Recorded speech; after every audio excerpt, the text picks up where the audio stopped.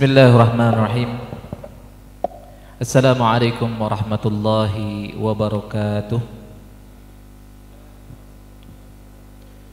Innal hamdalillah nahmaduhu wa nasta'inuhu wa nastaghfiruh wa na'udzu bihi min shururi anfusina wa sayyiati a'malina, man yahdihillahu fala mudilla lahu wa man yudlil fala hadiya lahu.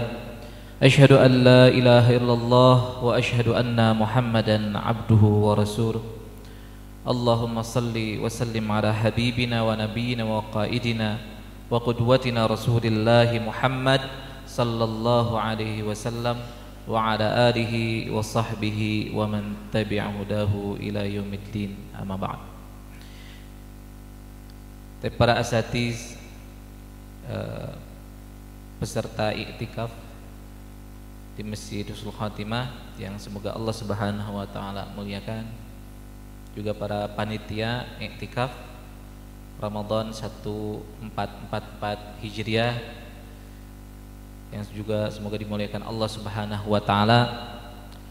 Pertama-tama marilah kita panjatkan puji dan syukur kepada Allah Subhanahu wa taala yang alhamdulillah sampai malam hari ini, ya, malam ke-29, ya, malam ganjil terakhir, ya, di Ramadan 1444 Hijriah ini, ya. Alhamdulillah kita masih bisa menikmati hidangan-hidangan atau jamuan dari Allah Subhanahu wa taala berupa ibadah-ibadah, dan tentunya bagi para mu'takifun ini bisa fokus, ya, bisa fokus memaksimalkan ibadah yang sajian yang Allah Subhanahu wa taala berikan di bulan Ramadan ini. Juga kita bersyukur kepada Allah Subhanahu wa taala karena alhamdulillah, ya, sampai hari ini kita masih kuat, ya, melaksanakan ibadah-ibadah tersebut, ya. Tinggal beberapa hari lagi, ya, tinggal 2 atau 1, ya, hari lagi, ada yang 1, ada yang 2 hari lagi, ya, melaksanakan ibadah puasa.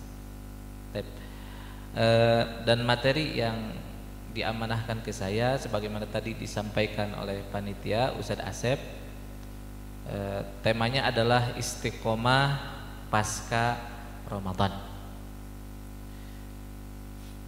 ya.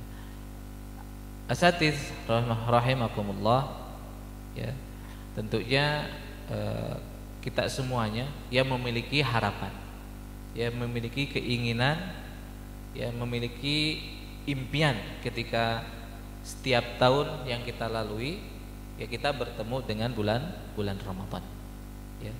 Kita ingin di bulan Ramadan ini mendapatkan apa yang memang seharusnya para shaimin shaimat ini dapatkan, sebagaimana tertuang dalam Al-Quran surat Al-Baqarah ayat 183. Ya ayyuhalladzina amanu kutiba alaikumusiyam kama kutiba alal ladzina min qablikum la'allakum tattaqun, ya.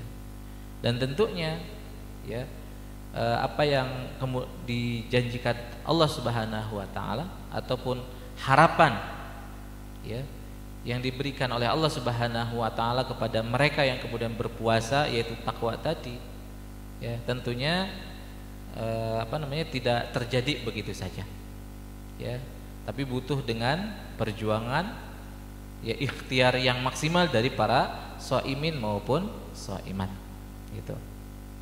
Dan tentunya harapannya juga selain memang bertambah keimanan, bertambah ketakwaan, ya, di bulan Ramadan, lebih jauh dari itu, ya, harapannya nilai yang kemudian didapatkan di bulan Ramadan, ya, ini bisa terus berlanjut, ya, sampai pasca Ramadan juga. Dengan kata lain, ya, nilai-nilai yang bisa didapatkan di bulan Ramadan, nilai keimanan, ketakwaan yang didapatkan di bulan Ramadan pun tetap berlanjut sampai di pasca bulan Ramadan, ya. Insyaallah pada pembahasan malam hari ini setidaknya ada 3 poin yang ingin saya bahas. Ya. Yang pertama adalah kita akan membahas sedikit ya tentang makna istiqomah pasca Ramadan. Jadi apa sih yang dimaksud dengan makna istiqomah pasca Ramadan itu? Kemudian poin yang kedua yang akan kita bahas ya, setelah tadi ya kita membahas nanti makna istiqomah, kita akan bahas apa yang diistiqomahkan pasca bulan Ramadan atau pasca Ramadan.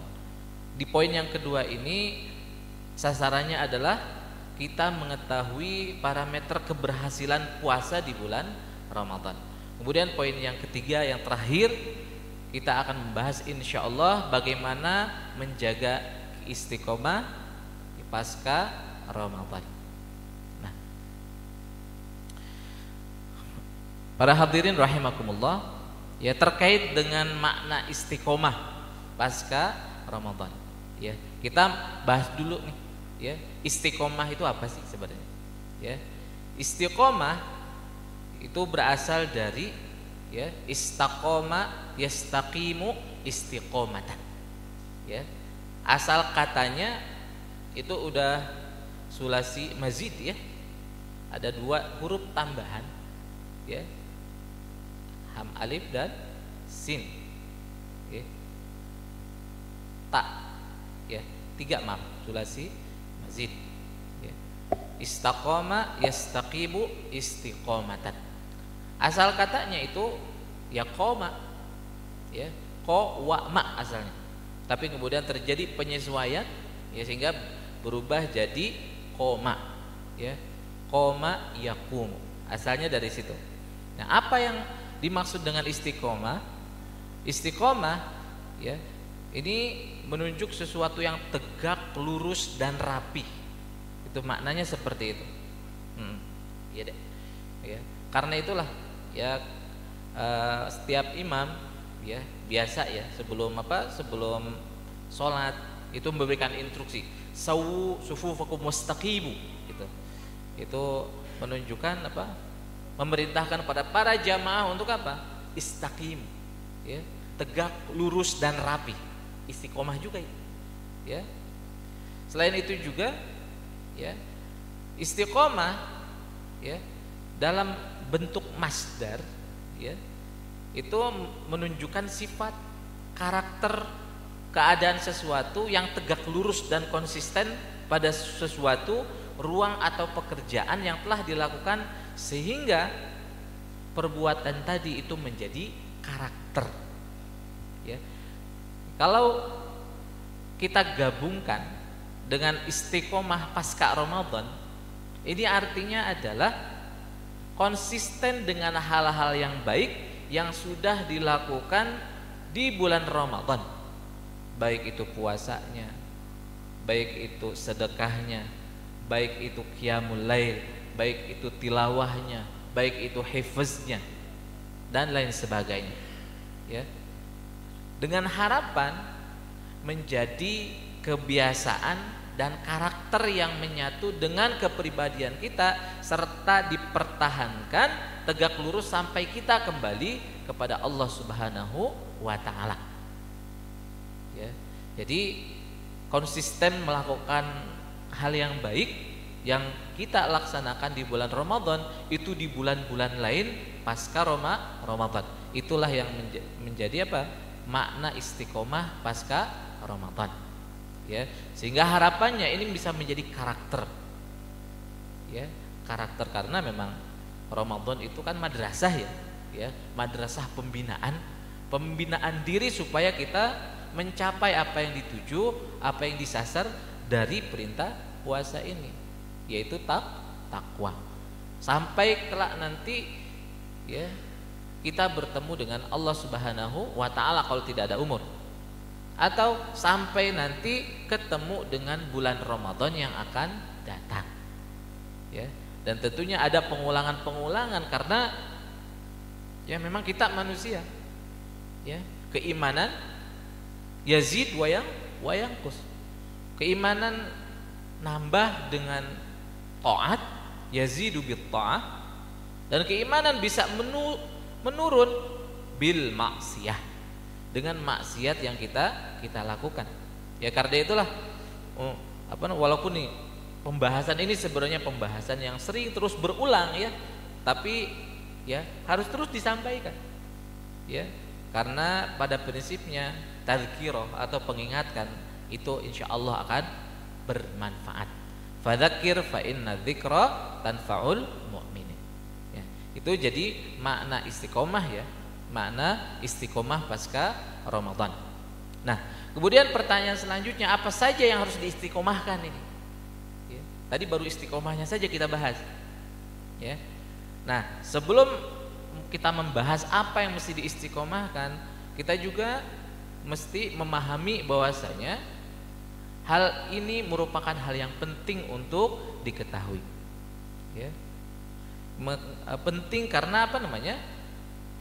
Hal ini menunjukkan ya kita berhasil atau tidak berhasil di bulan Ramadan ini.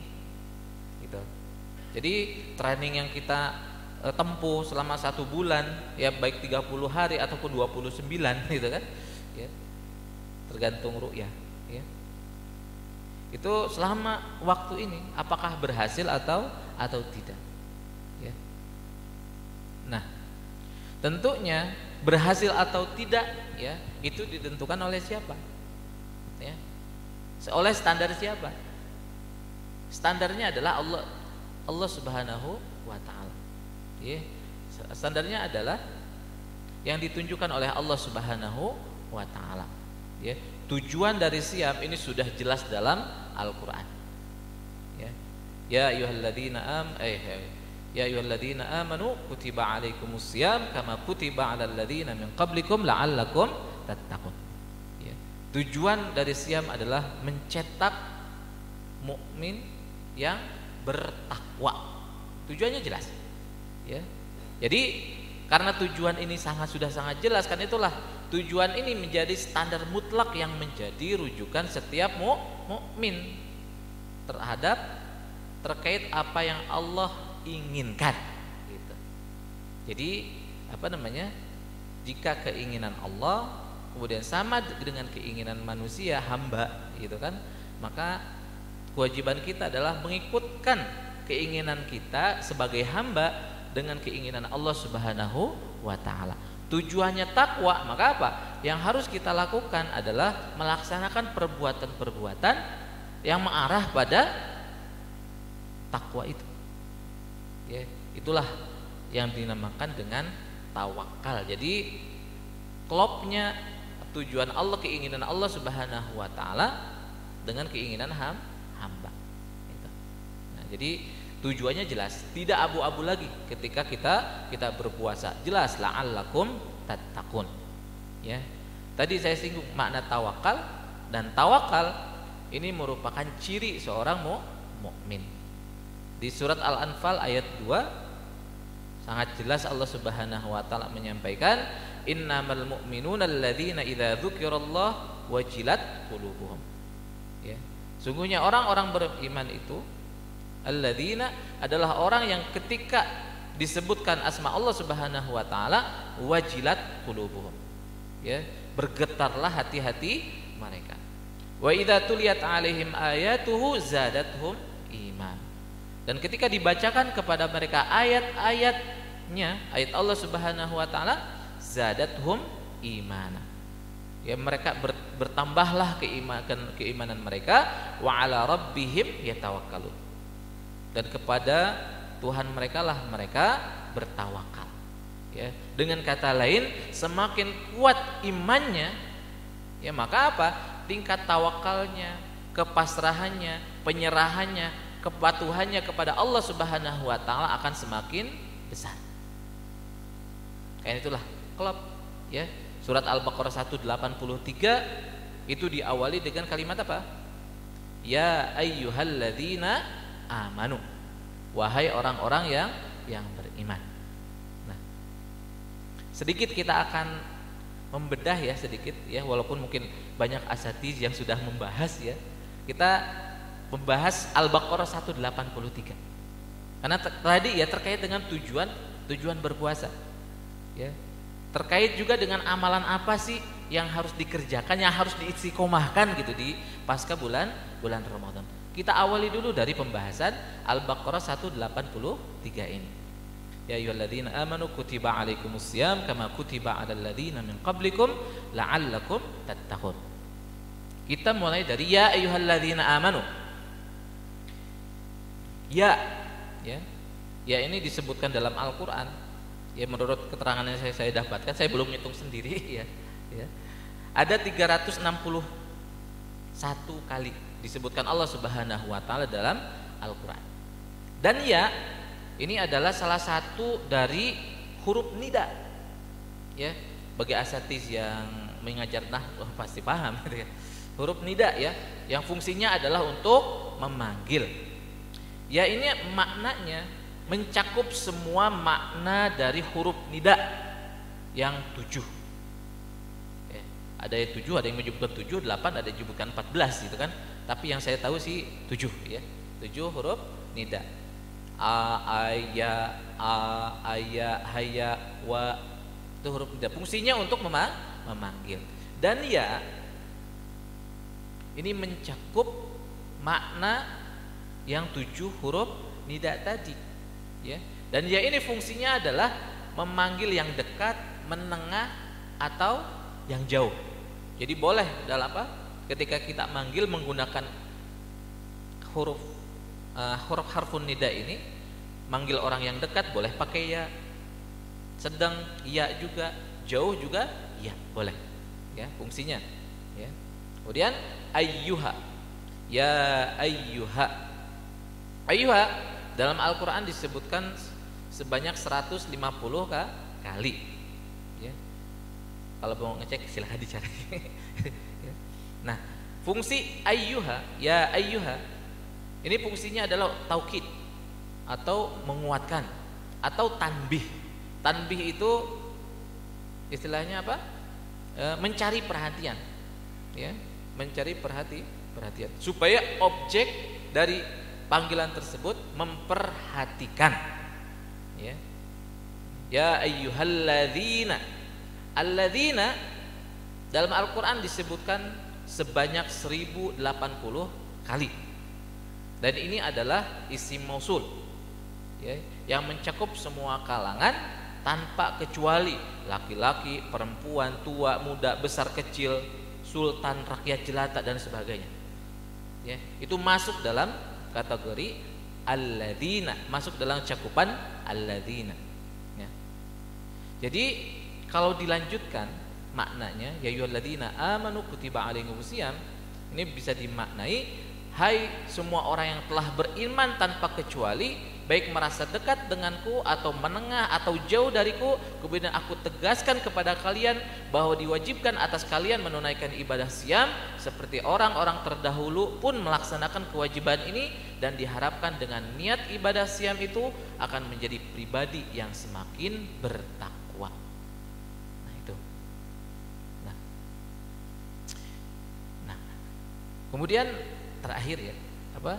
La'allakum tattaqun. Nah, kita akan bahas tadi awal, tengah, karena tengah inti perintah yang diperintahkan sudah sangat jelas, yaitu melaksanakan kewajiban bertakwa. Kita skip yang itu. Ya. Kita ambil yang ujungnya. La'allakum tattaqun. Ya. Tapi saya akan mulai dari tattaqun dulu. Tattaqun. Ya. Tattaqun ini kalau dalam ilmu nahwu, ini bentuk fiilnya adalah fiil mudhari. Ya, dan ini bentuk kedua jamak ya. Dan fiil mudhari fungsinya ada 3. Yang pertama adalah al-hal, ya, atau menunjukkan perbuatan itu sedang dilakukan, atau present tense kalau bahasa Inggrisnya kalau tidak salah. Kemudian fungsi yang kedua adalah istimrar, atau berkelanjutan, terus menerus dilakukan, ya, continuous, ya. Kemudian yang terakhir lil mustaqbal, ya, untuk masa depan atau sampai kapanpun perbuatan ini dilakukan, future, ya. Jadi apa namanya, la'allakum tattaqun, ya, kita dari kalimat ini kita bisa simpulkan bahwasanya ukuran keberhasilan seseorang dalam menunaikan ibadah siam ini terjadi peningkatan takwa, ya, yang bisa dilihat pada saat dia menjalani ibadah puasa sampai akhir, ya, menjalani ibadah puasa sedang, berarti itu yang halnya, kemudian sampai akhirnya continuous, kemudian apa? Pun pada pasca Ramadan, ya, itu yang future atau lil mustaqbal. Itulah kenapa Allah Subhanahu wa taala menggunakan diksi apa? Fi'il mudhari, bukan fi'il madhi, ya. Nah, pertanyaannya, apakah semua yang sudah berpuasa Ramadan akan mengalami peningkatan takwa? Ya, tentunya tidak. Ya, karena apa? Sebelum tatakun itu ada apa? Ada diksi, ada kalimat la'al la. Ya, la'ala plus kum. Ya, la'allakum. Ya. Dan la'alla itu dalam ilmu nahwu disebut dengan huruf taraji. Taraji itu berasal dari kata roja. Artinya apa? Harapan. Ya. Dan la'alla, ya, sebagai huruf taraji ini merupakan huruf yang menunjukkan harapan yang sangat kuat untuk meraih yang diinginkan, ya. Namun keinginan tersebut tidak mungkin dicapai kecuali dengan kesungguhan, keseriusan, dan kerja keras. Dari sinilah kita bisa dapatkan poin penting, ya, bahwasanya takwa hanya bisa diraih oleh mereka yang sungguh-sungguh, serius, serta kerja keras melaksanakan ibadah-ibadah di bulan Ramadan. Jadi takwa itu hanya bisa diraih dengan hal tadi, dengan kesungguhan, ya, serius, kerja keras, ya, melaksanakan ibadah-ibadah atau hidangan yang Allah Subhanahu wa taala siapkan di bulan Ramadan itu. Ya, tidak salah kalau orang mengatakan usaha tidak akan membohongi hasil. Ya, kalau usahanya keras hasilnya besar. Ya, manjadda wajada, siapa yang sungguh-sungguh dia akan berhasil. Man yazra yahsud, siapa yang menanam dia akan memetik, gitu. Itulah kenapa, ya, Allah Subhanahu wa taala menggunakan diksi la'alla. Ya, karena memang harapan, ya, tapi harapan itu tidak bisa terwujud kecuali dengan kerja keras, serius, dan sungguh-sungguh, seperti itu. Nah, karena itulah, ya, yang namanya harapan itu selalu ada. Ya, jangan sampai kita memvonis diri, ya, memvonis diri kita, ya, dengan dengan vonis yang negatif, ya, putus asa dan sebagainya. Ya, saya tidak mungkinlah masuk golongan ini. Atau ayat itu Al-Baqarah 183 itu bukan untuk saya, gitu. Ya, karena apa? Ya, itu ayat itu umum, sifatnya am, ya, dan tidak boleh mengkhususkan yang am, ya, yang am. Ya, tugas kita hanya ikhtiar dan doa. Dan itulah inti dari tawakal. Ya. Ada contoh lain yang mungkin bisa kita bisa kita ambil ibrahnya juga, ya, terkait dengan umum, ya, makna umum dalam firman Allah Subhanahu wa taala, kisah Siti Maryam dan Nabiullah Zakaria alaihissalam. Ya, dalam yang diabadikan oleh Allah Subhanahu wa taala dalam Al-Qur'an di surat Ali Imran ayat ke-37. Ya.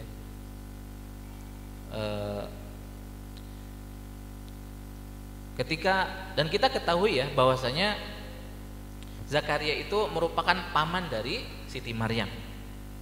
Ya. Zakaria itu memiliki istri yang namanya kalau tidak salah Elizabeth. Ya, kemudian Elizabeth punya adik atau punya saudara yang namanya Hana nikah dengan Imran. Dari pasangan itulah lahir Maryam. 1083. Dari pasangan Imran dan Hana itu lahirlah Maryam. Walaupun sebenarnya sebagaimana kita ketahui ya di ayat 36-nya ya, mengharapkan apa? Anak laki-laki ya. Tapi kemudian Allah takdirkan yang lahir adalah perempuan. Kemudian diberikanlah nama Maryam. Ya. Dan Maryam sudah diwakafkan untuk ibadah, untuk di masjid. Ya.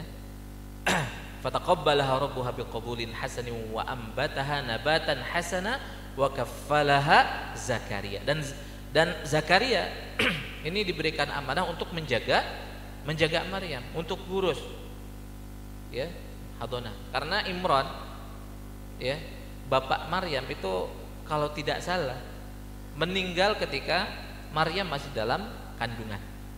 Jadi yang ngurusnya pamannya, namanya Nabiullah Zakaria alaihissalam. Ya. Dan yang luar biasa karena memang diwakafkan untuk masjid, untuk Al-Aqsa. Ya. Maryam setiap harinya beribadah di mihrab, di mihrab. Nah, dan karena rajinnya luar biasa, ibadah kepada Allah Subhanahu wa taala tidak pernah putus. Akhirnya Allah berikan kepada Maryam itu yang tidak diberikan kepada orang lain. Apapun kebutuhannya itu disiapkan oleh Allah Subhanahu wa taala sebelum Nabi Zakaria ngasih. Ya. Kullama dakhala 'alaiha Zakaria al-mihrab wajada 'indaha rizqa. Ya, butuh makanan, ada makanan. Gitu.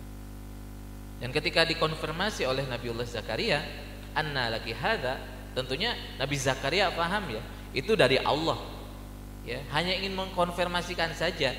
Ini ilmu tauhidnya sudah sampai mana si Maryam gitu kan. Ya, ditanyalah anna laki hadza. Dari mana nih makanan ini berasal? Tapi kemudian Siti Maryam menjawab, huwa min indillah. Itu dari Allah. Nah, innallaha yarzuqu may yasha bighairi hisab. Sesungguhnya Allah memberikan rezeki ya tak terbatas bagi yang Allah kehendaki. Nah, ibrah ataupun syahid yang ingin kita ambil dari ayat itu ya itunya, yang ujung tadi, innallaha yarzuqu may yasha bighairi hisab. Dan Nabiullah Zakaria paham betul ya dengan dengan poin ini, sehingga apa ya, beliau lakukan apa yang dilakukan oleh Siti Maryam. Hunalika da'a Zakaria rabbah. Disitulah di ayat 38-nya ya, Nabiullah Zakaria alaihissalam pun berdoa ya, mengcopy paste apa yang dilakukan oleh Siti Maryam dengan harapan yang sama, memberikan rezeki. Dan rezeki itu bukan hanya harta, tapi juga anak, itu juga rezeki. Dan Nabiullah Zakaria alaihissalam lama menikah dan tidak punya anak ya.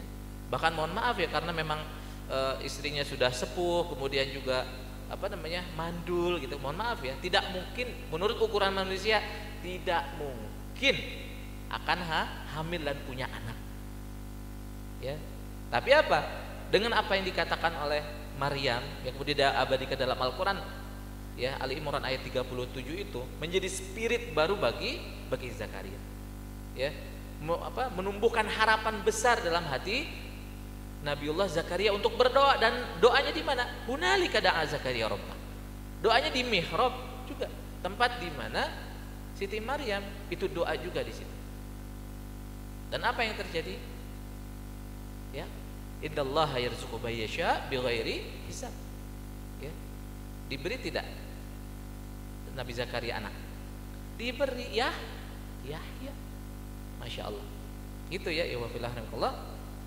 Jadi ya, ada sebuah kaidah ya, kaidah umum sebenarnya dalam tafsir, al-ibratu bi'umumil lafzi la bi khususi as-sabab.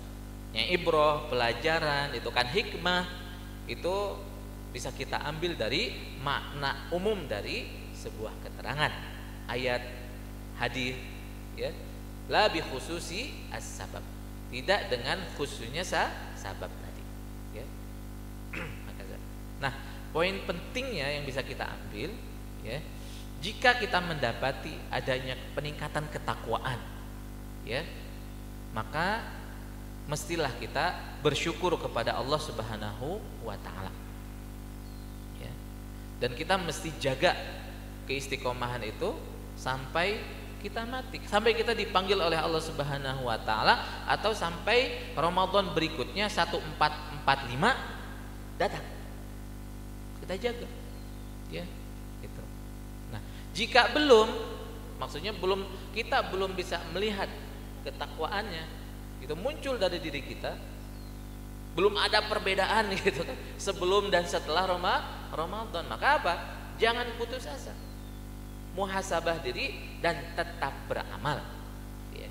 Itulah kenapa ada diksi la'alla la'akum, ya, adanya harapan, adanya huruf tarajiin. Jadi harapan itu tetap ada, ya, Allah memberikan harapan. Nah, kemudian kembali ke tema yang kedua tadi, apa yang diistiqomahkan, ya. Karena apa? Ini karena kita terkait dengan satu diksi, satu istilah takwa. Ini karena takwa ini bahasanya sangat luas, ya. Karena itulah untuk pembahasan malam ini kita batasi pada apa? Fokus pada training Allah Subhanahu wa taala di bulan Ramadan saja. Yang biasa dikerjakan oleh kaum muslimin di bulan Ramadan. Nah, terkait dengan kalimat takwa sendiri, ya, la'allakum tattaqun, dengan berbagai bentuknya itu Allah sebutkan 115 kali dalam Al-Qur'an. Cuman yang menarik, kata nafsu sebagai lawan dari takwa atau fujur, ya. Ini nafsunya saja, ya. Yang jadi lawan dari kata takwa, Allah sebutkan juga dalam Al-Qur'an sebanyak jumlah yang sama, 115 kali. Ya. Ya. Kenapa tadi saya katakan nafsu atau fujur ini lawan dari takwa? Ini karena apa? Ada dalam Al-Qur'an. Surat Asy-Syams ayat 7 sampai 9. Allah berfirman, "Wa nafsiu wa ma sawwaha fa'alhamaha fujuraha wa taqwaha qad aflaha man zakkaha wa qad khaba man dassaha." Gitu. Itu kebalikan. Dan jumlahnya sama. Ya. Tapi Allah Subhanahu wa taala pun telah menyiapkan pendamping terhadap potensi manusia itu. Ya. Dalam surat Asy-Syams tadi, ya, Allah memberikan kita potensi fujur dan takwa. Fujur dulu baru takwa. Hal itu mengandung makna, ya, kalau Allah Subhanahu wa taala mendahulukan sesuatu dari yang lain, maka sesuatu itu biasanya kalau nggak lebih banyak, ya, lebih penting, gitu kan, ya, seperti itu. Karena ini apa? Fujur dulu, kita bisa pahami bahwasanya apa? Potensi manusia untuk melakukan hal yang fujur itu kan jauh lebih besar dibanding takwanya, gitu. Porsinya mungkin masing-masing berbeda, tapi apa? Innan nafsa la ammaratun bisu. Ya, yang namanya nafsu pasti nyuruhnya yang jelek. Nah, tapi walaupun demikian Allah, ya, menyiapkan pendamping, ya. Ada, kita punya potensi fujur, kita punya potensi takwa, ya. Dan Allah sudah menyiapkan pendamping bagi kita terhadap dua potensi tadi, ya. Allah menyiapkan malaikat, dan Allah sebut itu 88 kali dalam Al-Qur'an, dan syaitan pun disebutkan oleh Allah dalam Al-Qur'an sebanyak 88 kali juga. Ya. Dan tentunya dengan karakter masing-masing, ya. Syaitan, ya, pasti mengajak pada keburukan, kemaksiatan, kedurhakaan. Malaikat karena dari unsur cahaya dan tegak lurus, karena la ya'sunallaha ma amarahum, malaikat tidak pernah maksiat kepada Allah Subhanahu wa taala, ya, maka dia senantiasa menyuruh kita kepada kebaikan.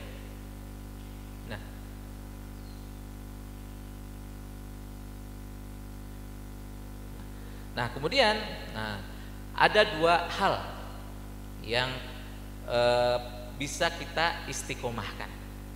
Ya. Yang pertama adalah terkait dengan hablum minallah. Ya, hubungan vertikal kita dengan Allah Subhanahu wa taala, ya. Yang kedua adalah hablum minal makhluqat. Ya, karena kita manusia kan diperintahkan untuk menjaga interaksi ya secara horizontal, bukan hanya dengan manusia saja, dengan tumbuhan, dengan hewan, dengan yang lainnya. Itu pun kita diperintahkan untuk apa? Hablum, menjalin kebaikan. Ya. Nah, terkait dengan yang pertama hablum minallah, di sini ada 2 poin saja yang kita akan bahas. Yang pertama adalah terkait dengan sholat, yang kedua adalah terkait dengan Al-Quran. Ya, memang yang biasa dilakukan, dikerjakan di bulan Ramadan. Nah, terkait dengan yang pertama sholat, ya, sholat, ya, ini sholat sendiri ada dalam Al-Quran.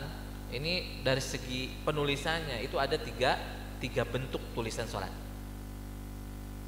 Ada sholat yang bentuknya mufrad, alif, lam, sod, lam, alif, tak marbutoh, as-sholat biasa, ya, untuk mufrad, ya, satuan sholatnya.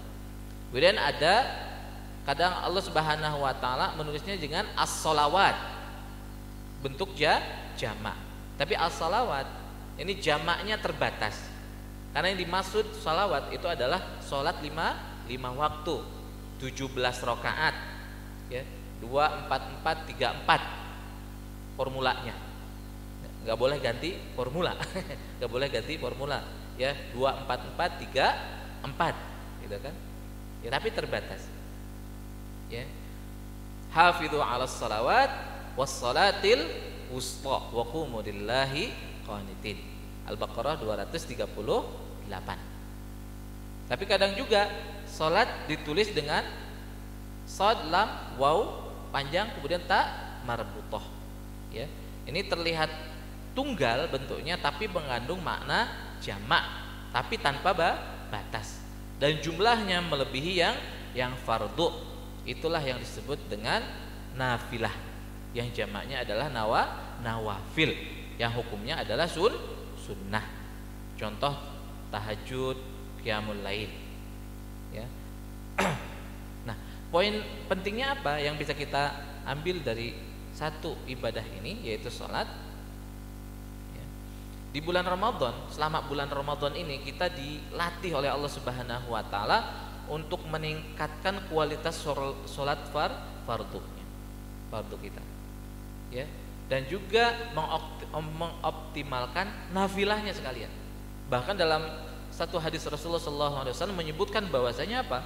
Pahala nafilah sholat sunnah ya di bulan Ramadan itu sama dengan sholat ibadah fardu di bulan selain bulan Ramadan. Karena itulah Rasulullah SAW pernah bersabda, ya, man qama ramadhana imanan wahtisaban ghufira lahu ma taqaddama min dzambi. Jadi ibadah siang dan ibadah malam statusnya sama. Ibadah siang yaitu puasanya. Dan itu ada hadisnya yang memang ya bedanya cuma qaf dengan sod saja. Yang satu man qama ramadhana, ya, hadis kedua man shoma ramadhana, ujungnya sama, ya.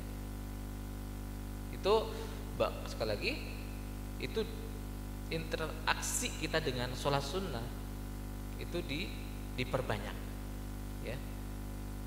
Nah, karena itulah untuk melihat sukses tidaknya kita melaksanakan Ramadan terkait dengan sholat, ya, lihat pasca Ramadan, ya. Kalau sebelum Ramadan ya kita masih belang betong gitu kan sholatnya, apakah kemudian pasca Ramadan itu masih belang betong atau sudah mulai konsisten? Kalau sebelum bulan Ramadan kita hanya sholat fardu saja yang 5, subuh, zuhur, asar, maghrib, isya, ya, apakah setelah Ramadan masih seperti itu atau sudah nambah dengan apa? Rawatibnya. Kalau sudah nambah berhasil, ya. Ataupun yang sebelumnya Mungkin iya sholat fardu 5 waktu plus dengan tapi masih di rumah gitu kan. Tapi setelah Ramadan kemudian istiqomah ya di masjid berjamaah, nah, bisa dikatakan berhasil gitu. Nah, jadi sama seperti ini ya, pembiasaan karena Ramadan itu adalah pembiasaan, training dan sebagainya gitu kan.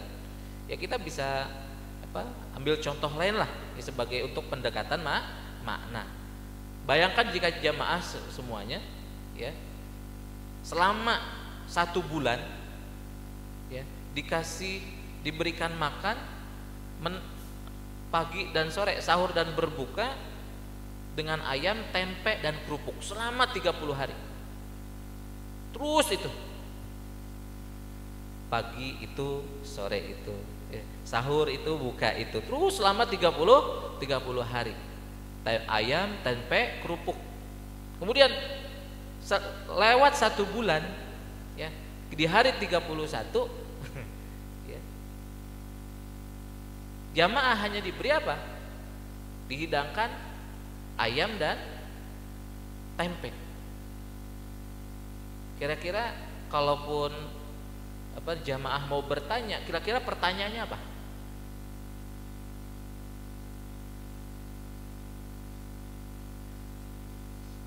Saya yakin pasti akan bertanya, mana kerupuknya gitu ya, mana kerupuknya? Karena apa? Selama 30 hari 2 kali makan, berarti 60 kali makan ya. Dia sudah makan dengan ayam, tempe dan kerupuk gitu kan. Ada merasa apa? Merasa kehilangan, merasa kangen, seperti itu. Sama ya. Apakah kemudian setelah lewat bulan puasa ini kita ada dalam diri kita merasa ada keinginan, ada kangen dengan apa? Kebiasaan yang kita lakukan di bulan Ramadan atau tidak? Ya. Kalau ada, itu merupakan apa? Tanda baik. Tapi kalau kebalikannya, selesai bulan Ramadan free gitu kan, bebas gitu kan, itu lain lagi urusannya seperti itu. Nah, itu yang pertama ya, terkait dengan sholat. Sebenarnya luar biasa. Hadisnya tadi sangat jelas. Man qoma ramadhana iman wa ihtisaban ghufira lahu ma taqaddama min dhanbi. Kemudian terkait dengan Al-Qur'an, kita tahu ya, ada 3 jenis ya interaksi seorang mukmin dengan Al-Qur'an. Yang pertama adalah qiraah, yaitu membaca ya, dan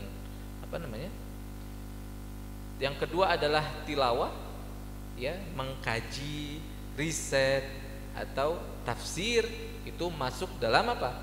Domainnya kalimat tilawah. Ya, tilawah ini lebih luas cakupannya dibanding qiraah, ya. Dan juga yang ketiga adalah hifz, yaitu menghafal Al-Qur'an. Dan di bulan Ramadan ketiga hal ini ya banyak dilakukan ya oleh seorang mukmin.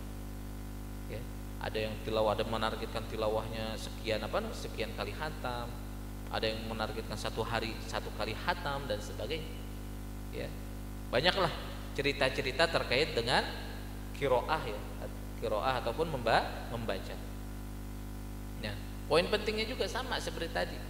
Kalau di bulan Ramadan kita bisa khatam sekian kali, ya, kita bisa mengkaji, memahami beberapa surat dari Al-Quran, atau beberapa lembar kita sudah hafalkan di bulan Ramadan.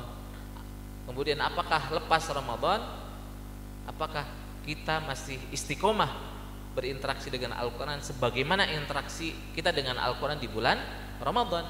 Nah, itu saja ya. Itu yang terkait dengan hablum minallah ya. 2 poin itu saja ya, salat dan interaksi kita dengan Al-Quran. Bahkan Rasulullah sebagaimana kita ketahui bersama, tiap Ramadan beliau talaki ya, menyetorkan Al-Quran yang beliau hafal di hadapan Jibril alaihi assalam. Nah, itu yang pertama, dimensi hablum minallah, hubungan vertikal dengan Allah Subhanahu wa taala. Ya. Kemudian yang kedua adalah dimensi sosial, hablum minal makhluqat atau hablum minan nas.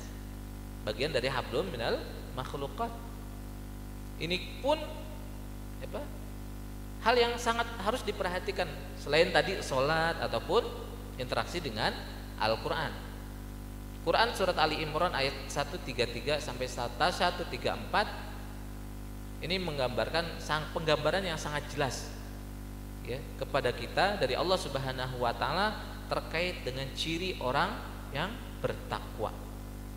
Ya. Wasari'u ila maghfiratin min rabbikum wa jannatin 'arduha samawati wal ardu u'iddat lil muttaqin. Alladzina yunfiquna fis sarra wad dharra ya. Jadi infak, sedekah atau zakat. Ya, alladzina yunfiquna. Ini merupakan apa? Dimensi sosial. Ya. Dan tentunya dalam apa? Di dalam bulan Ramadan kita dilatih untuk apa? Untuk itu. Ya. Kalau di luar bulan Ramadan, sebelum bulan Ramadan, ya mungkin ada orang yang minta-minta tidak kita kasih mungkin ya. Tapi di bulan Ramadan yang nggak minta pun kita kasih. Gitu. Alladzina yunfiquna fis sarra wad dharra, kemudian apa? Wal kadhiminal ghaidh. Ya, menahan marah. Ya, bahkan anjuran dari Rasulullah SAW, kalau ada yang nantangin, cari ribut kepada kita, ya, kita dianjurkan untuk mengatakan kepada diri kita ataupun orang yang ngajakin ribut itu dengan satu perkataan apa? Inni shaim. Saya sedang berpuasa. Gitu. Ya. Wal afina 'anil nas.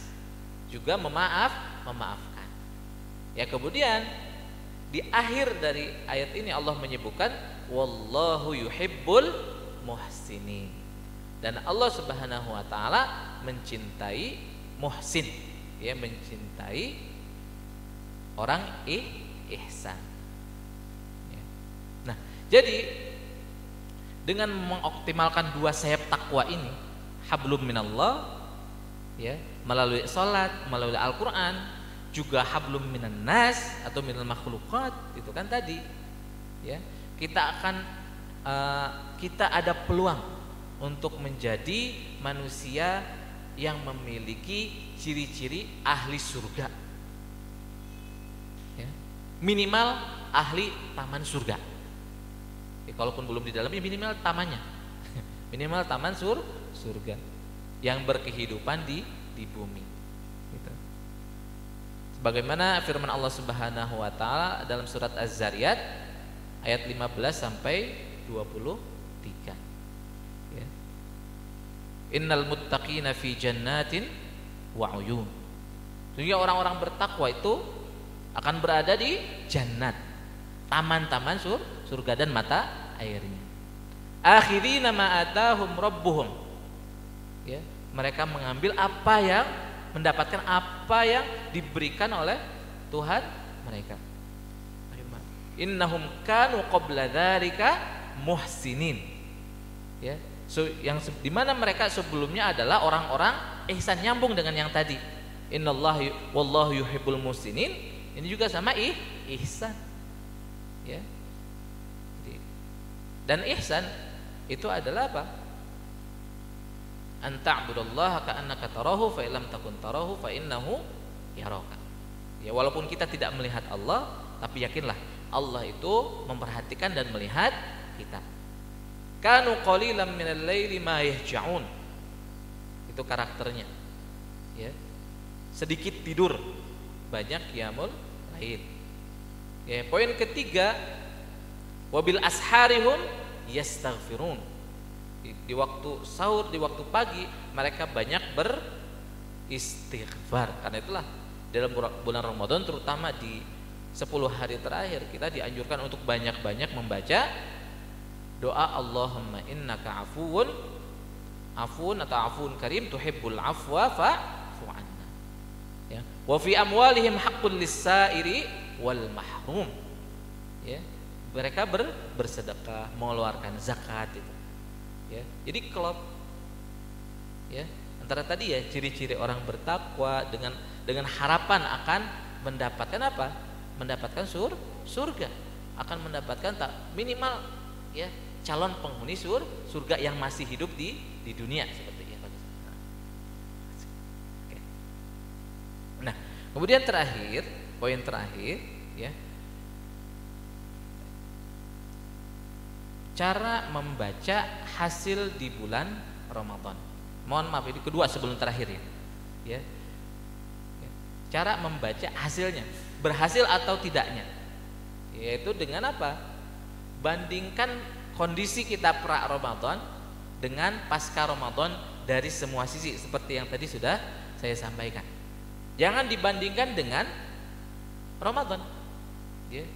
Itu bukan suatu hal yang harus dibandingkan gitu. Bandingkannya posisi kita atau kondisi kita sebelum Ramadan dan pasca Ramadan. Karena kalau di Ramadan semuanya sudah terpenuhi, ya. Kondisi apa? Secara ruhi, secara apa namanya, nuansa gitu kan. Atmosfernya juga berbeda di bulan Ramadan, ya. Setan dibelenggu gitu kan. Setan dibelenggu gitu kan. Wasufidati syayatin gitu kan, ya, di bulan Ramadan. Jadi jangan dibandingkan dengan bulan Ramadan, tapi bandingkanlah kondisi kita pasca Ramadan nanti, ya, dengan sebelum bulan Ramadan.